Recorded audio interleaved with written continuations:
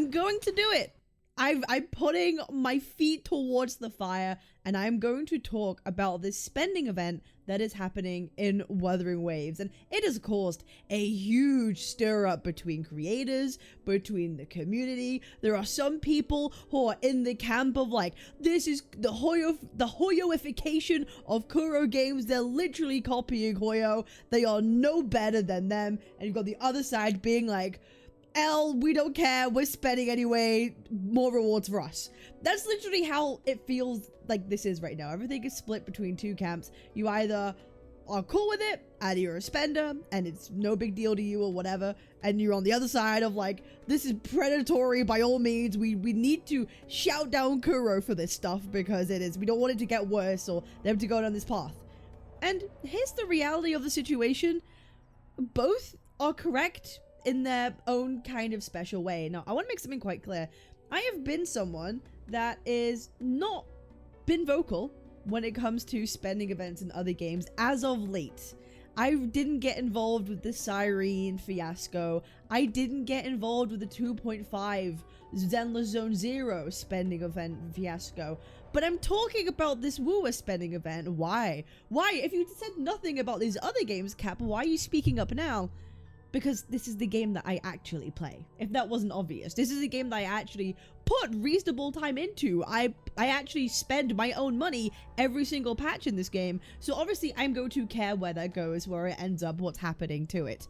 And I feel like I want to help to try and make things maybe a little bit clear of what exactly is going on. So how does this system actually work? Well, if you played Zenless Zone Zero during 2.5, you'll be very, very familiar because Wuthering Waves has basically adopted the exact same system as the Film Goer Thank You gift event. Yes, it's honestly almost exactly the same, and I will show you why. So the way this works is you are going to be spending money, whether it's through Lunites, through the bundles, through the Lunite subscriptions, the weeklies, whatever it may be, and you will be able to earn a correlated amount of what is called Moonlit Rings. Those are the tokens that you get.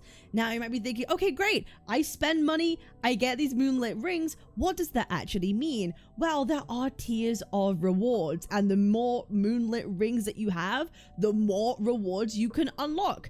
Going all the way from Lustrous Tide you can get for free, all the way to at 450 Moonlit Rings, you'll be able to claim a 5-star supply chest for a weapon. Not just any, standard weapon, the ones from 3.0. So the ones that are actually going to be useful and relevant to you for the current and upcoming characters, thinking Luke, you're going to be able to actually select one, which is awesome because I know a lot of people haven't actually pulled a single 5-star weapon yet out of the new pull. So that's going to be kind of awesome.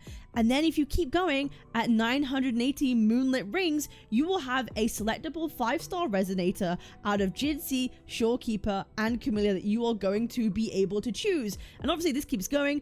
Almost double this, 1600 Moonlit Rings at this point. You get a cosmetic set. You get a blue crown for Rover. You get some avatar, some banner stuff. It is a cosmetic reward at the end of it. So that is how the system, pans out. You spend money, you get Moonlit tokens depending on how much, or Moon Rings depending on how much you spend. You unlock rewards as you keep going and as you keep spending.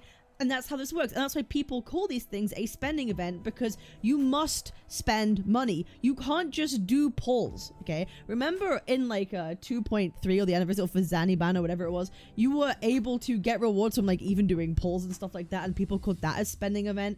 Well, here, you can't do pulls to get tokens. You must spend money in order to claim the rewards. Now you might be asking, okay, well, how much? In monetary terms, how much does it cost to actually obtain the 5-star and the 5-star resonator? Because that is the thing that has actual power.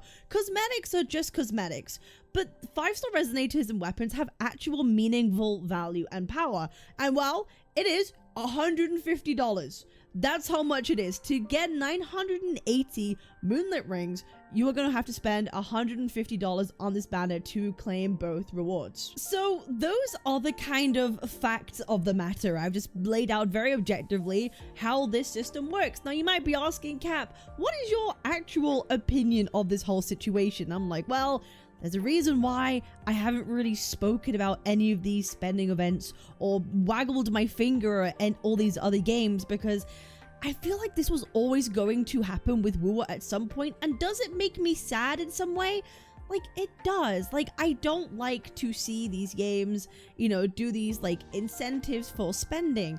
But I think we have to look at it from this perspective. I believe this across, you know, even like Zenless Zone Zero, for example. This is the case where we have a banner with a Sentinel Resonator character, okay? Think of Zenless when you have Yisheng Guang as well, right? Like a Void Hunter level character, right? These are two kind of like equal parallels. And these companies know that lots of people are going to be spending regardless, right? A lot of people are going to be swiping, a lot of people are going to be wailing on these characters because they are going to be the strongest characters for their time, for their period, because that's how they are known to be. So people are inherently going to be pulling for these characters regardless, and obviously free-to-plays will have saved up their pulls, so they get no benefit, they get no reward from saving their pulls for these banners, and instead it rewards people instead who spend the money to then do the pulls, and they get like free stuff that they wouldn't have otherwise gotten, right? Like, that's why the rebate thing comes to mind, because it's like, well, actually you would have pulled for this character anyway, and now you happen to get like a kickback with a character and a weapon that you wouldn't have got, so it's, you don't care really about these rewards, it's just accidental because you end up actually pulling for Imeth. And that could be true, but let's not forget that when it comes to these sorts of things, it kind of does one of two things. It pushes more people that would be on the fence of maybe spending a little bit for Ameth to maybe spend more, and then the people who do actually spend to spend maybe even more than they would. And Woowa especially has some tactics to kind of trick you into spending more than you might need to kind of maybe fill out this whole like spending event thing. So what is the objective with a spending event? Well, really, to the player, they want to pull for Imeth, right? That's what they're here for. That's what they're logging in to do. They want to pull for this character. I doubt there's going to be a lot of people who are doing a spending event just because they want like a Jinsei. I feel like most people, you could say in good faith, are probably going to pull because of who is on the limited ban at the time, which is Imeth. The actual spending event is just incidental. It happens because you are spending pulls to pull for Imeth. But here is where the kind of like shady practices of Woowa kind of come into play a little bit. They've made it very obviously clear that, hey, the bundles also have an equivalent amount for Moonring tokens, okay? And they've added these bundles. Look, $10, $30, $10, $20, $20 again. So there are a lot of people who tend to like swipe for bundles first before they go for outright Lunites. And that could be actually a pretty big mistake that can incidentally or accidentally make you spend more than you need to max out the spending event tiers. Because let's not forget, your primary objective is to pull Imeth, and now you might have just spent on these bundles that don't give you like the equivalent pull exchange.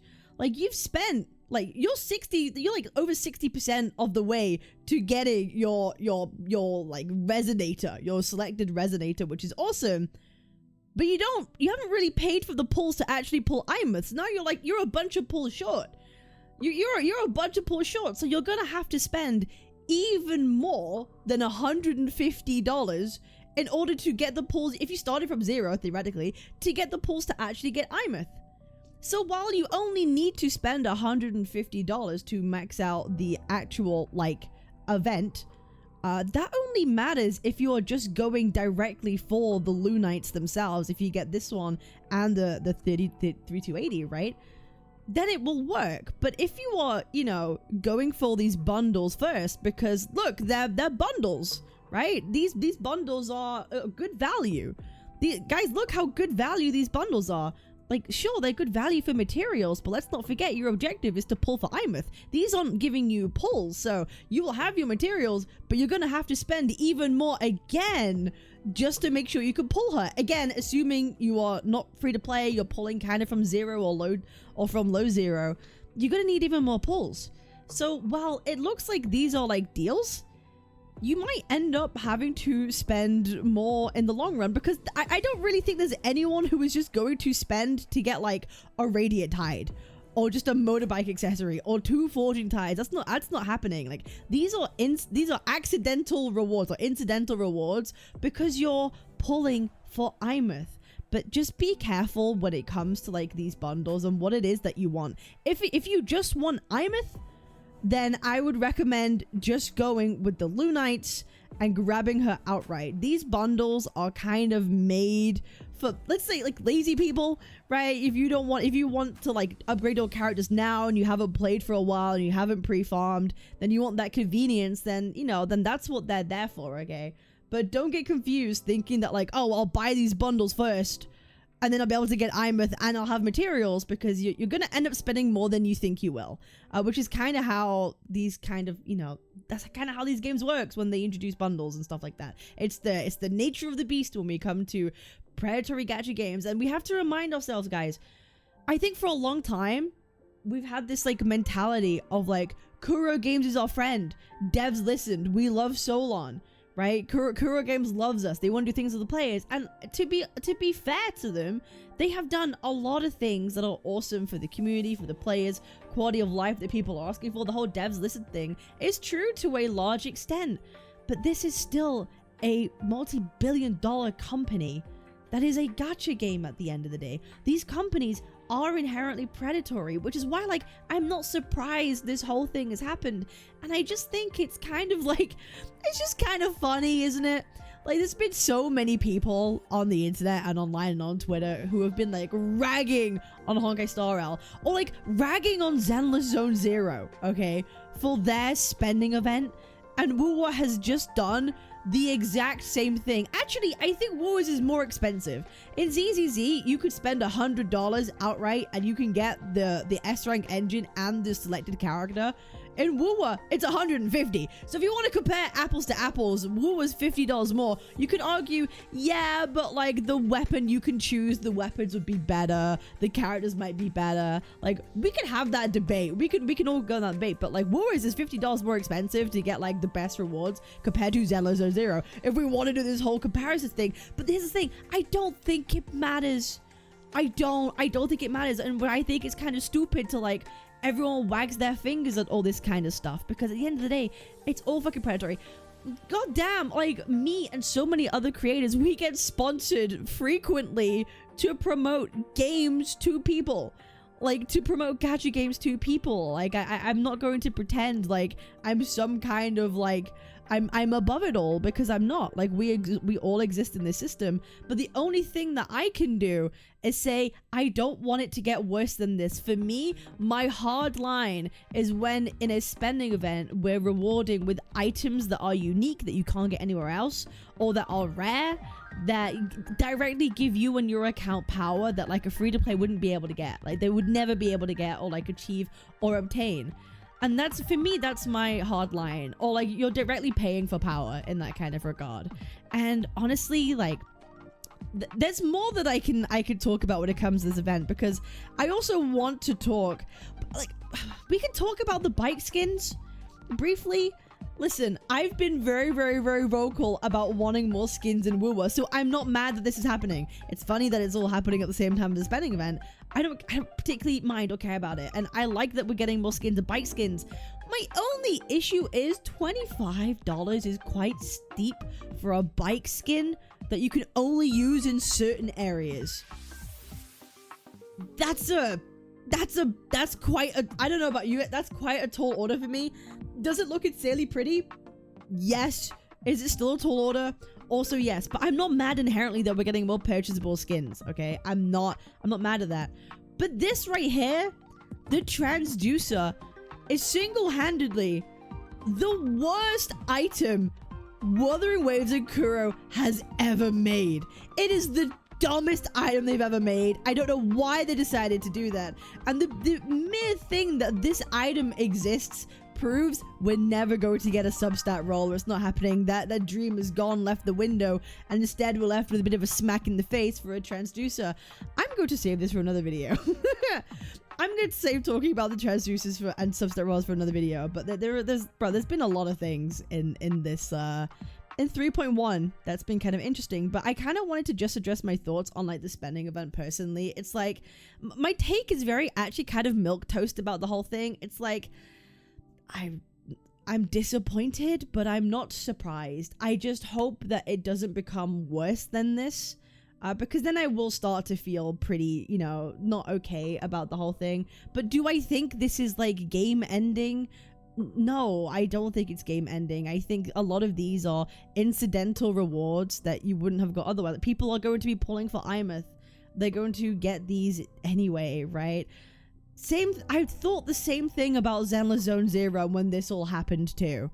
I'ma be real. I thought this whole thing was a bit of a nothing burger to me. It's like, well, it's Yi Sheng Wang. Everyone's gonna be pulling for her, right? Like she's a void hunter, of course. So you get an S-rank agent and an engine on the side if you spend $100, but a lot of people are gonna be spending $100. All right, cool, chill. Like to me, it wasn't like this big thing, and neither is this. None of them are this huge mad thing. The only thing that I really took mega issue with was Honkai Star Rail when they did the whole Castress thing in global passives, because that's real power, right? Like that's real power to an account, and I was like, that's a level I don't want to keep going down. That seems dangerous. But this kind of stuff where it feels more like a rebate, then I'm like, okay, fine, but like I don't like it. But it's not going to ruin anything, you know, especially on a banner that everyone's going to be pulling for across, and Luke as well, across all of 3.1, and it's a long time to actually do it too. So that's kind of my thoughts on the matter. I'm disappointed, but not surprised, I guess is the takeaway. All these gachas are doing it, and am I going to sit here and be like, Hoyo is to blame for this? Hoyo is to blame for this. It's like, I guess in some regard, yes, for like normalizing these practices. They've proven you can get away with it, right? So that's what it is. But the thing is, there are a lot of people in the Wuthering Waves community that pointed a finger so hard at Hoyoverse games that are now saying, well, if everybody else is doing it, why can't Kuro Games get the bag? So on, go on, King. Like, clearly, you're making good games, so I'm not mad at trying to make money. And it's just like, the hypocrisy is just kind of crazy. It's like, why are we now using Wuthering Waves as the purity test for what is deemed acceptable amounts of predatory practices a gacha game can do? Like, these people, like, all these people, like, were so hard against Hoyo Games for doing this. Zenless Zone Zero, for example. But when Wu does it, it's like, well, they get to now because they've been nice to us. It's like, what am I gonna, if I bend over too, am I gonna receive something nice as well? Like, I don't really particularly understand that kind of logic, and we're using Wuthering Waves as the purity test on what is deemed acceptable predatory practices, and I think that's kind of silly, but I'm not really gonna start arguing about all that kind of stuff. I don't particularly care. I'm disappointed, but I'm not bloody surprised at this point. So these gacha companies, just remember, they're not your friends. If you're gonna pull Imeth, I hope you have fun. If you spend money, I hope you get all that good stuff. I'll see you guys in the next one. Peace. Twitch.tv/Captain Cabinetz, Captain Cabinetz.